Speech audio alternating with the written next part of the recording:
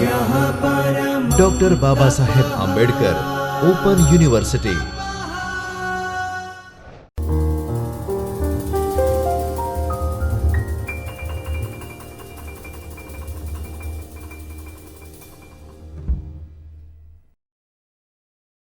નમસ્કાર. Doctor Baba Saheb Ambedkar open યુનિવર્સિટીના ભાવનગર પ્રાદેશિક કેન્દ્ર ખાતે આપ સૌનું હાર્દિક સ્વાગત છે.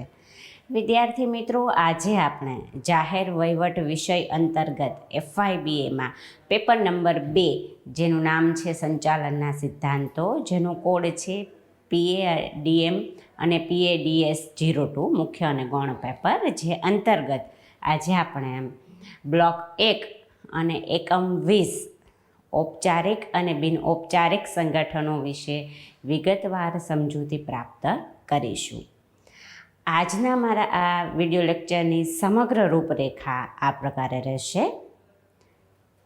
આજના આ વિડિયો લેક્ચરના અંતમાં હું તમને સ્વાધ્યાય આપીશ, જેનો ઉત્તર તમે આપી શકશો. આજના વિડિયો લેક્ચરનો મુખ્ય ઉદ્દેશ્ય એ છે કે તમે ઔપચારિક અને બિનૌપચારિક સંગઠન વિશે વિગતવાર સમજૂતી પ્રાપ્ત કરી શકશો. સંગઠન એક માળખું છે. તેનાથી માનવ મૂડી, ભૌતિક સાધન સંપત્તિ અને નાણાંનો ઉપયોગ હેતુઓની સિદ્ધિ માટે યોગ્ય રીતે થઈ શકે છે. દરરોજની પ્રવૃત્તિઓ કરતી વખતે તમે સંગઠનોના સંપર્કમાં આવતા હશો. પોસ્ટ ઓફિસ હોય, નગરપાલિકા હોય, બેંક હોય, કૃષિ વિતરણ અધિકારીનું કાર્યાલય હોય કે રેલવે સ્ટેશન હોય, પંચાયતની કોઈ ઓફિસ હોય, તો સમુદાય કે સમાજની સેવા કરતા સંગઠનોના ઉદાહરણ આમાં આપણે આપી શકીએ. કેટલાક ધ્યેયોને સિદ્ધ કરવા માટે જ્યારે વ્યક્તિઓ ભેગી થાય છે અને એ માટે કામની વહેંચણી કરે છે અને લાંબા ગાળા માટે સમજૂતીથી કાર્ય કરે છે, ત્યારે સંગઠનનું સર્જન થાય છે. આ વિડિયો લેક્ચરમાં આપણે સંગઠનનું સ્વરૂપ, તેનું મહત્ત્વ, ઔપચારિક અને બિનઔપચારિક સંગઠનની લાક્ષણિકતાઓ, તેની સેવાઓ વગેરેના સંદર્ભમાં ચર્ચા કરીશું. સૌપ્રથમ તો તમને અહીંયા એવો પ્રશ્ન થતો હશે વિદ્યાર્થી સહજ કે સંગઠન એટલે શું? તો સૌપ્રથમ આપણે એની વ્યાખ્યા સમજીએ અને અર્થ સમજીએ. કુટુંબને સંગઠનના એક શરૂઆતના સ્વરૂપ તરીકે ઓળખાવી શકાય. સમય જતાં બીજા પ્રકારના સંગઠનનો વિકાસ થયો. ઔદ્યોગિક ક્રાંતિથી મોટા પ્રમાણમાં ઉત્પાદનના યુગની શરૂઆત થઈ. યંત્રોએ માનવોનું સ્થાન લીધું અને કારખાનાઓ ઉત્પાદનના કેન્દ્રો બન્યા અને મોટા સંગઠનોના યુગની શરૂઆત થઈ. વિવિધ લેખકોએ સંગઠનના ખ્યાલ અંગે તેના વિવિધ પાસાઓ પર ભાર મૂક્યો છે. અમુક લેખકોએ આપેલી વ્યાખ્યાઓ જ્યારે આપણે તપાસીએ છીએ ત્યારે આપણને એનો ખ્યાલ આવે છે. LD વ્હાઇટના મત અનુસાર સંગઠન એ કર્મચારીઓની એક એવી વ્યવસ્થા છે કે જેમાં ચોક્કસ હેતુઓની સિદ્ધિ માટે બધાને અલગ અલગ કાર્ય અને જવાબદારી સોંપવામાં આવે છે. એટલે કાર્ય અને જવાબદારી સોંપાય છે. સાર્વજનિક વાહન વ્યવસ્થાની કામગીરીને આવા એક ઉદાહરણ, દ્રષ્ટાંત તરીકે આપણે ઓળખાવી શકીએ. જાળવણીનો વિભાગ વાહનોની જાળવણીની જવાબદારી સંભાળે છે. વાહનોના ચલાવવાની જવાબદારી ચાલક દળની હોય છે અને બાકીનું સહાયક જે સ્ટાફ છે એ કારકુનની જવાબદારીમાં આવે છે. સ્ટોર્સને લગતી કાર્મિક અને નાણાકીય સેવાઓ આપે છે. આના પરથી આપણે એવું કહી શકાય કે વિવિધ કર્મચારીઓને વિશિષ્ટ જવાબદારીઓ સોંપાય છે અને તે માટે તેમને જવાબદાર ગણવામાં આવે છે. એવી જ રીતે મુનિએ સંગઠનની એક એવા માનવ મંડળ તરીકે ઓળખાવે છે કે જેની રચના સમાન હેતુ સિદ્ધ કરવા માટે થાય છે. કુટુંબ, મહિલા મંડળો, યુવા કલ્યાણ મંડળોને આવા સંગઠનો તરીકે ઓળખાવી શકાય. આ વ્યાખ્યામાં લેખક મનુષ્યોના સહકારી પ્રયત્નો પર ભાર મૂકે છે. એટલે કે આ વ્યાખ્યા પરથી એવું સ્પષ્ટ થાય છે કે સંગઠનના માળખાનો કામ કરતા લોકો વચ્ચેની કાર્યવ્યવસ્થાનો, તેમની વચ્ચેના સંબંધોનો સમાવેશ થાય છે. આજના વિશ્વમાં વ્યક્તિનું જીવન જે છે એ અનેક સંગઠનોની સાથે સંકળાયેલું છે, વણાયેલું છે, અને તે ચાહે સરકારી હોય કે કાર્મિક હોય, શૈક્ષણિક હોય કે કોઈ ક્લબ હોય, કે એટલે જાહેર હોય કે ખાનગી હોય. વ્યક્તિ વિનાના સંગઠન કે સંગઠન વિનાનું વ્યક્તિની કલ્પના કરવી ખૂબ મુશ્કેલ છે. વાસ્તવમાં લોકો સંગઠનમાં કામ કરે છે, સંગઠનનો લાભ લે છે અને તેની અસર નીચે આવે છે. કેટલીક વાર સંગઠનો હતાશા પણ સર્જે છે અને દમનકારી પણ બને છે. સંગઠનની કામગીરીને બરાબર સમજવા માટે આપણે ઔપચારિક અને બિનઔપચારિક સંગઠનની લાક્ષણિકતાઓ સમજવી ખૂબ જરૂરી છે. જે પૈકી સૌપ્રથમ આપણે સમજીએ ઔપચારિક સંગઠન વિશે. સંગઠનના સિદ્ધાંતના ક્ષેત્રમાં આપણે વાત કરીએ છીએ ત્યારે ઔપચારિક સંગઠનની રચના જે છે તે કઈ રીતે થાય છે એવો પ્રશ્ન તમને અહીંયા થતો હશે. ચેસ્ટર બર્નાર્ડના મત અનુસાર ઔપચારિક સંગઠન એ 2 કે 2થી વધુ વ્યક્તિઓની પ્રવૃત્તિઓ સભાનપણે કરવામાં આવેલ સંકલનની વ્યવસ્થા છે. બર્નાર્ડ એવું સમજાવે છે કે વ્યક્તિઓ સંગઠનમાં કામ કરવા માટે એટલા માટે તૈયાર થાય છે કે તેઓ સંગઠનને અમુક સેવાઓ આપવા ઈચ્છે છે અને તેના બદલામાં અમુક લાભો મેળવે છે. ટપાલ વિભાગની કામગીરીને આવા એક ઉત્તમ ઉદાહરણ તરીકે ગણાવી શકાય. ટપાલની વહેંચણીનો આધાર અમુક પરસ્પર સંબંધિત પ્રવૃત્તિઓ પર રહે છે. જેમ કે પોસ્ટ ઓફિસમાં ટપાલી એના વિભાગીકરણ એનું કરે છે, જે તે ટપાલની જે તે વિસ્તારની સોંપણી કરવી અને છેવટે ટપાલીને જે તે વ્યક્તિને ટપાલની સોંપણી કરીને પછી એને પહોંચાડવી. તો આ પ્રકારનું સંગઠન એ ઔપચારિક છે કે જેનું એક ઔપચારિક સંગઠનનું સ્વરૂપ નિશ્ચિત સ્વરૂપ હોય છે, નિર્ણય લેવા માટે વિભિન્ન કક્ષાઓ હોય છે અને કાર્ય અને જવાબદારીની વહેંચણી હોય છે. અને આ બધાને કારણે કામ જે છે તે સરળ બને છે. હવે આપણે વાત કરીએ ઔપચારિક સંગઠનના લક્ષણો વિશે. સૌપ્રથમ તેનું લક્ષણ છે કાનૂની દરજ્જો, પછી છે કાર્યની વહેંચણી, માળખાનું પ્રાધાન્ય, કાયમીપણું અને નિયમો. વિદ્યાર્થી મિત્રો, આપણે વિગતવાર આપણે પહેલાં સમજૂતી મેળવી લઈએ. સૌપ્રથમ તો છે કાનૂની દરજ્જો. ઔપચારિક સંગઠનનું એક વિશિષ્ટ લક્ષણ એ છે કે તેને કાનૂની પીઠબળ હોય છે. સરકારની કક્ષાએ કોઈપણ સંગઠનની સ્થાપના માટે સંસદ કે ધારાસભાના કાયદાની જરૂરિયાત પડતી હોય છે. આવકવેરા ખાતાની રચના આવકવેરા કાયદા દ્વારા થાય છે. મુંબઈ, દિલ્હી, હૈદરાબાદના નગર નિયમની રચના આ રાજ્યોની ધારાસભાના કાયદા દ્વારા થતી હોય છે. કાયદા દ્વારા આવા સંગઠનની રચના થાય છે અને એટલું જ નહીં, તેને અધિકાર પણ મળે છે. કાનૂની દરજ્જો એ અતિ ઔપચારિક સંગઠનનું અગત્યનું લક્ષણ છે. બીજું છે કાર્ય વિભાજન. કાર્ય વિભાજનના પાયા પર જ ઔપચારિક સંગઠનનું નિર્માણ થાય છે. ઔપચારિક સંગઠનમાં સંચાલનની કક્ષાઓ નક્કી થાય છે અને અધિકારીઓના હોદ્દાનું નામકરણ અને તેમનું કાર્યક્ષેત્ર નક્કી થાય છે. તેનાથી સંગઠનમાં કેટલીક પ્રવૃત્તિઓનું વિશિષ્ટીકરણ થાય છે અને સંગઠનના ધ્યેયો અસરકારક રીતે સિદ્ધ થઈ શકે છે. ઉદાહરણ તરીકે કોઈ સંગઠનના પ્રબંધ નિર્દેશક એટલે કે મેનેજિંગ ડાયરેક્ટર સંગઠનના ઉદ્દેશ્યોની પૂર્તિ માટે એકંદરે સામાન્ય રીતે જવાબદાર હોય છે, પરંતુ આ કાર્યની પૂર્તિ માટે તેઓ કર્મચારીઓ વચ્ચે કામની વહેંચણી કરે છે. ત્રીજું લક્ષણ છે માળખાનું પ્રાધાન્ય. ઔપચારિક સંગઠનમાં માળખા પર ભાર મૂકવામાં આવે છે. માળખું એ સ્પષ્ટ હોવું જરૂરી છે અને સંગઠનમાં કામ કરતી વ્યક્તિની ભૂમિકા સ્પષ્ટ હોય એ ખૂબ જરૂરી છે, કારણ કે માળખાથી સૂચનોના આદાન પ્રદાનનો પ્રવાહ અને સભ્યો વચ્ચેના પરસ્પરના સંબંધો નક્કી થાય છે. પછીનું લક્ષણ એક છે કાયમીપણું. ઔપચારિક સંગઠન એ બીજા સંગઠનની તુલનામાં વધારે કાયમી હોય છે. જોકે પરિસ્થિતિ અનુસાર તેનું માળખું અને લક્ષણો સમયાંતરે બદલાય છે, પરંતુ સામાન્ય રીતે આપણે એમ કહી શકીએ કે તેની રચના જે છે એ લાંબા ગાળે કરવામાં આવતી હોય છે. ઔપચારિક સંગઠનો લાંબા ગાળા સુધી ટકે છે અને એટલું જ નહીં, તેનો વિકાસ પણ સમયાંતરે થતો હોય છે.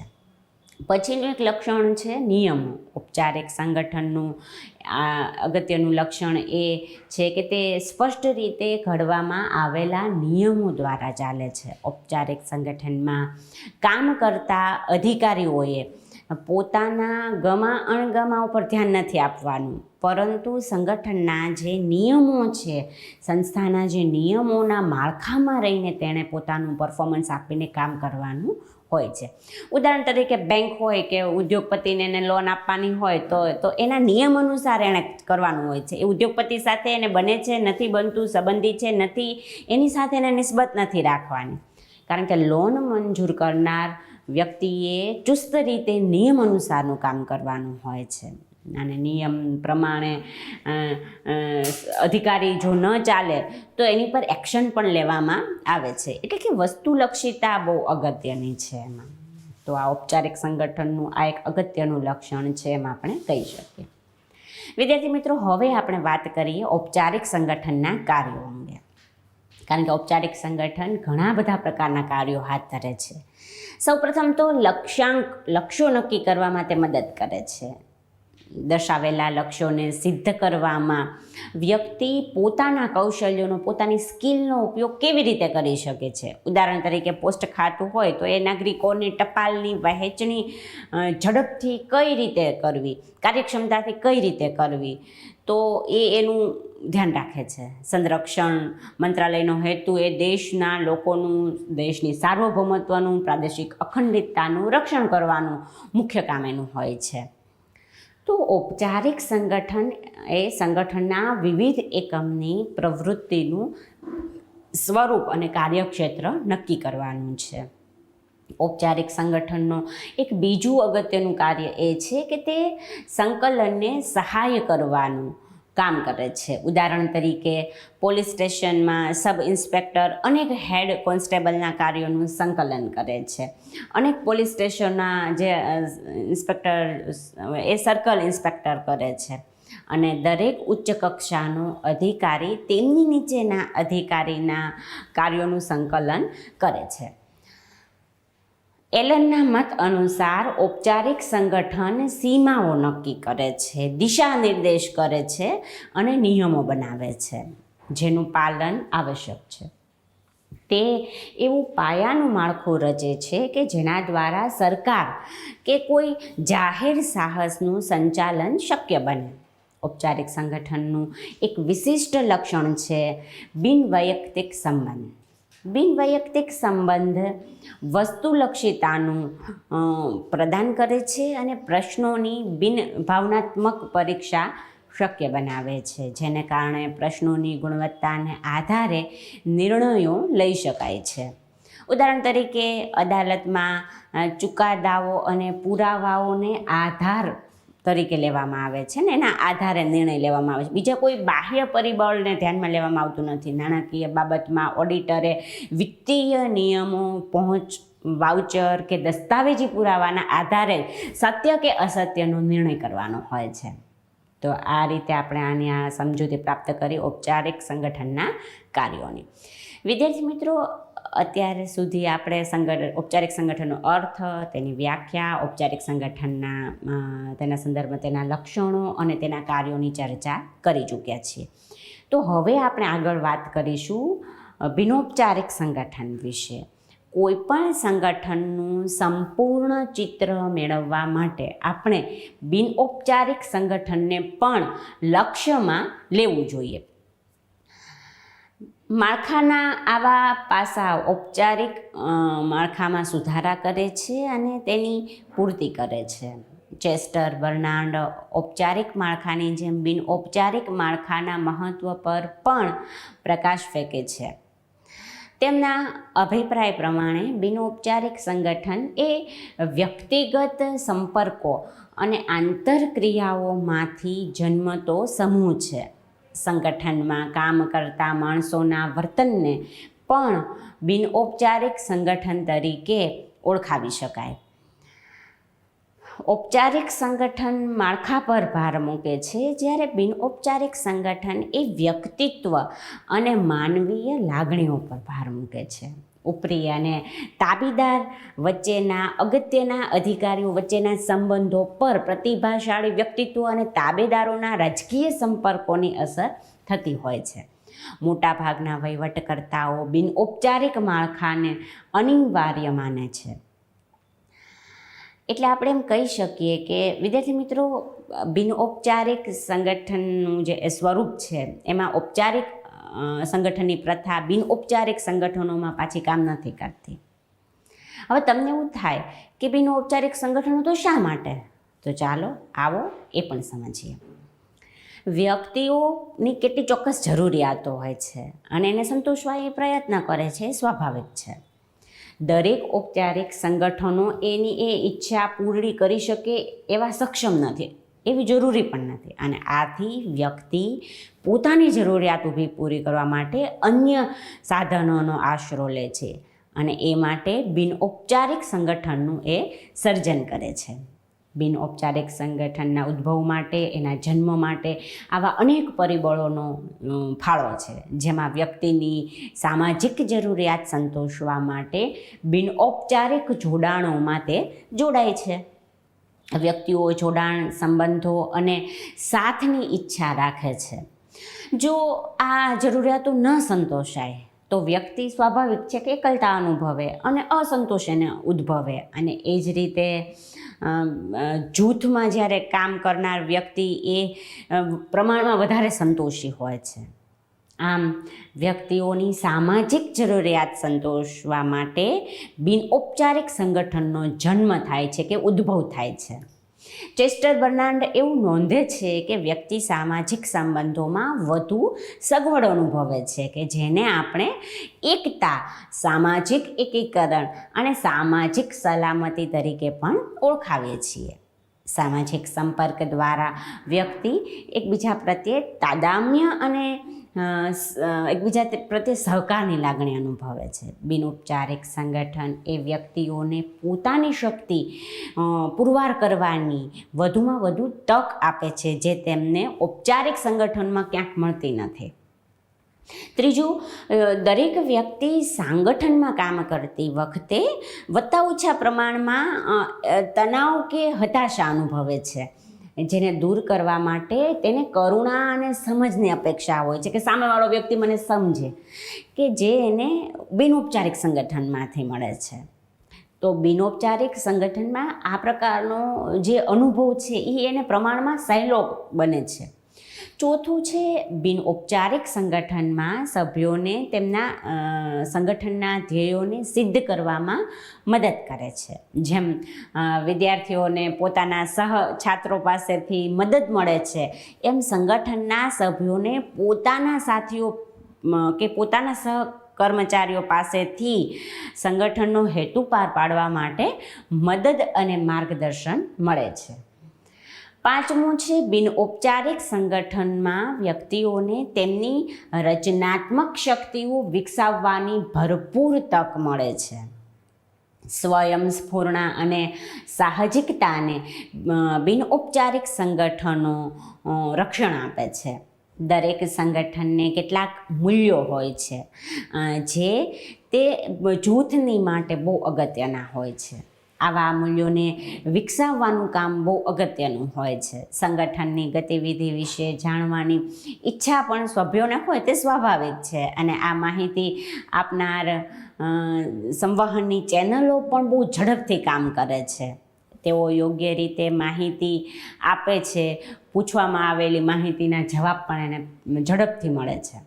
એટલે કે ઝડપથી માહિતીની સ્પ્રેડ થાય એવી સંવહનની ચેનલો વિકસાવે છે અને જેથી જૂથના લોકો ઝડપથી એકબીજાના સંપર્કમાં આવીને વિગતની આપ-લે કરી શકે. હવે આપણે વાત કરીએ બિનઔપચારિક સંગઠનના લક્ષણો વિશે. બિનૌપચારિક સંગઠનો પણ અનેક લક્ષણો ધરાવે છે, જેમ કે સંગઠનનો સમાન રીતે વિચારે છે અને વર્તે છે. સતત સંપર્ક તેમનામાં સમાન મૂલ્યોનું સર્જન કરે છે. આ મૂલ્યોનો ભંગ કરનાર પર જૂથ એ દબાણ કરે છે, શક્ય છે કે તેનો બહિષ્કાર પણ કરે. આમ બિનઔપચારિક સંગઠનો વર્તનના ધોરણો નક્કી કરે છે, એટલું જ નહીં, એ ધોરણોનો અમલ પણ કરાવે છે. બીજું, સ્વીકૃત ધોરણોના અમલ માટે એ દબાણ પણ કરે છે.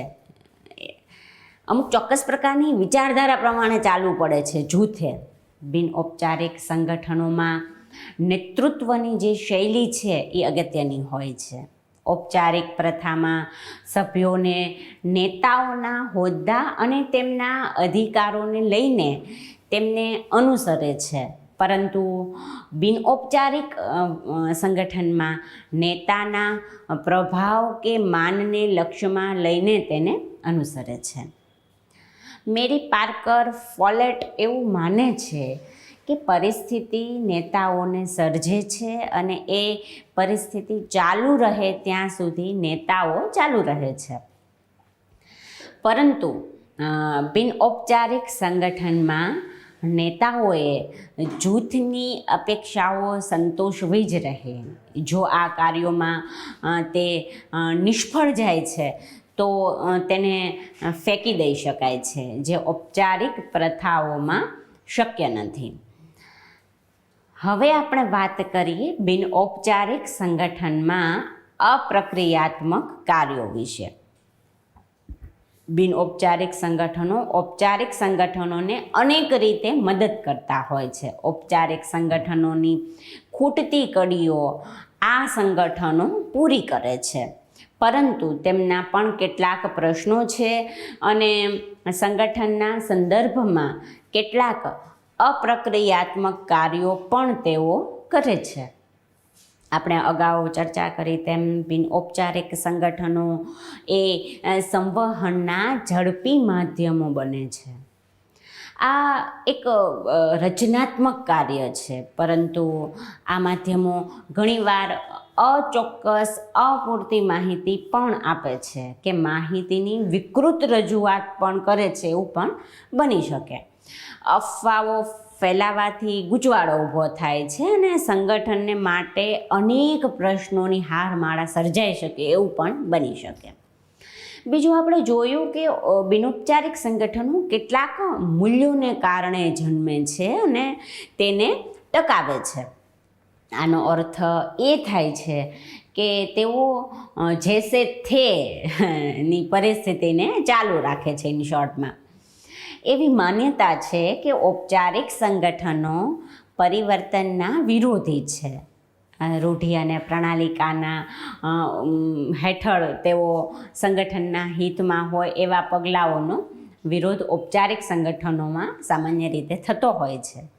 ત્રીજું, જૂથના ધોરણોના પાલનનો આગ્રહ પણ આ પ્રક્રિયાત્મક બને છે. ઘણીવાર તેનાથી વ્યક્તિઓની ઉત્પાદકતા મર્યાદિત બને છે કે સીમિત થાય છે.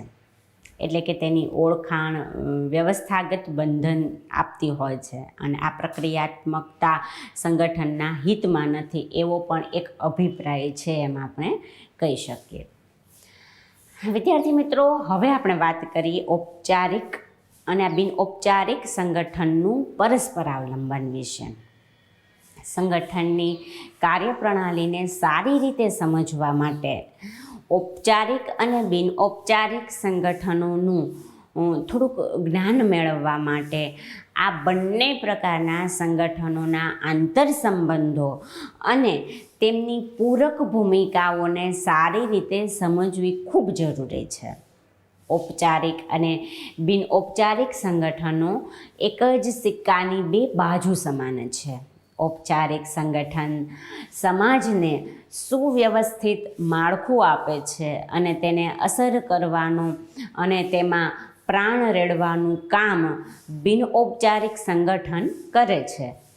વાસ્તવમાં તેમનું અસ્તિત્વ એકબીજા વિના સંભવિત નથી. માત્ર ઔપચારિક માળખાના આધારે કોઈ પણ સંગઠનને સાચી રીતે સમજી શકાય નહીં. કોઈ પણ સક્રિય સંગઠનને સમજવા માટે તેમાં કામ કરતી અગત્યની વ્યક્તિઓ અને તેમની ભૂમિકાને સમજવી પડે છે. ભવિષ્યના સંચાલકોએ વ્યક્તિઓના ધ્યેયો અને આકાંક્ષાઓ, જૂથની ગતિશીલતા અને બિનઔપચારિક ભૂમિકાઓને સમજવી પડશે. બિનઔપચારિક સંગઠનના માધ્યમો મુખ્ય કારોબારીને અગત્ય નિર્દેશક પૂરા પાડે છે, જે તેને પરિસ્થિતિ અનુસાર યોગ્ય નિર્ણય લેવામાં મદદ કરે છે. સફળતા ઈચ્છતી દરેક વહીવટી પ્રથાએ સંગઠનના ઔપચારિક અને બિનઔપચારિક પાસાઓનું યોગ્ય મિશ્રણ કરવું પડે છે અને કરવું પડશે, જેથી સંગઠન પોતાનું અસરકારક પરફોર્મન્સ આપી શકે. આજના આ વિડિયો લેક્ચરમાં આપણે જેની ચર્ચા કરી એ તમામના સંદર્ભમાં સારાંશ રૂપે આપણે એમ કહી શકીએ કે સંગઠનો કેટલાક ઉદ્દેશો કે ધ્યેયોને સિદ્ધ કરવા માટે કેટલાક કાર્યો કરવા અસ્તિત્વમાં આવે છે કે ઉદ્ભવે છે. સંગઠનો નાના પણ હોઈ શકે ને વિશાળ પણ હોઈ શકે છે, સાદા પણ હોઈ શકે છે અને સંકુલ પણ હોઈ શકે છે, ઔપચારિક પણ હોઈ શકે છે અને બિનઔપચારિક પણ હોઈ શકે છે. ઔપચારિક સંગઠનના લક્ષણોની જે વાત કરી, જેમાં મુખ્યત્વે કાનૂની દરજ્જો, માળખાનું પ્રાધાન્ય, કાર્ય વિભાજન, કાયમીપણું અને નિયમોનો સમાવેશ થાય છે. બીજી બાજુ બિનઔપચારિક સંગઠનોની પણ આપણે વાત કરી કે જેમાં બિનૌપચારિક સંગઠનો સભ્યોની સામાજિક જરૂરિયાતોને સંતોષે છે. મુક્તિ વાલ્વ તરીકે તેઓ કામ કરે છે અને સભ્યોની સર્જનાત્મક શક્તિ બહાર લાવવામાં ખૂબ અગત્યની ભૂમિકા ભજવે છે. બિનૌપચારિક સંગઠનોમાં વિચારોની સમાનતા જોવા મળે છે અને ઔપચારિક સંગઠનો કરતાં નિરાળી એવી નેતૃત્વની શૈલી તેમાં જોવા નજરે તરે છે. વિદ્યાર્થી મિત્રો, આજના આ વિડિયો લેક્ચરના આધારે હવે હું તમને સ્વાધ્યાય રૂપે કેટલાક પ્રશ્ન આપું છું, જેની નોંધ તમે અત્યારે કરી રાખો અને તેનો ઉત્તર તમે તમારી અનુકૂળતાના સમયે આપીને તમારું સ્વમૂલ્યાંકન કરી શકશો. પ્રશ્ન છે, ઔપચારિક અને બિનઔપચારિક સંગઠનો વિશે વિગતવાર સમજાવો. મુખ્ય કીવર્ડ હું તમને અહીંયા પ્રશ્ન તરીકે આપું છું. પછી સ્વાભાવિક છે કે એમાં તમારે ઔપચારિક અને બિનૌપચારિક સંગઠનનો અર્થ, તેની વ્યાખ્યા, તેના લક્ષણો, તેના કાર્યો, આ બધાની સમગ્રલક્ષી ચર્ચા તમારે તમારી વિવેક બુદ્ધિ, તમારું સ્ટડી મટીરિયલ અને આ વિડિયો લેક્ચરના આધારે કરવાની થશે. સ્વાધ્યાયનો ઉત્તર તમે તમારી અનુકૂળતાના સમયે આપશો તેવી હું અપેક્ષા રાખું છું. અને વિશેષ વાંચન માટે મેં અહીં સંદર્ભ સૂચિ પણ આપેલી છે, જેનો ઉપયોગ તમે કરી શકશો. આપ સૌએ મને શાંતિથી સાંભળી, મને એ બદલ આપ સૌનો હું આભાર માનું છું. ફરીવાર મળીશું કોઈ નવા જ ટૉપિકની ચર્ચા સાથે. ત્યાં સુધી આપ સૌને તંદુરસ્ત સ્વાસ્થ્યની શુભકામનાઓ. સ્વાધ્યાયઃ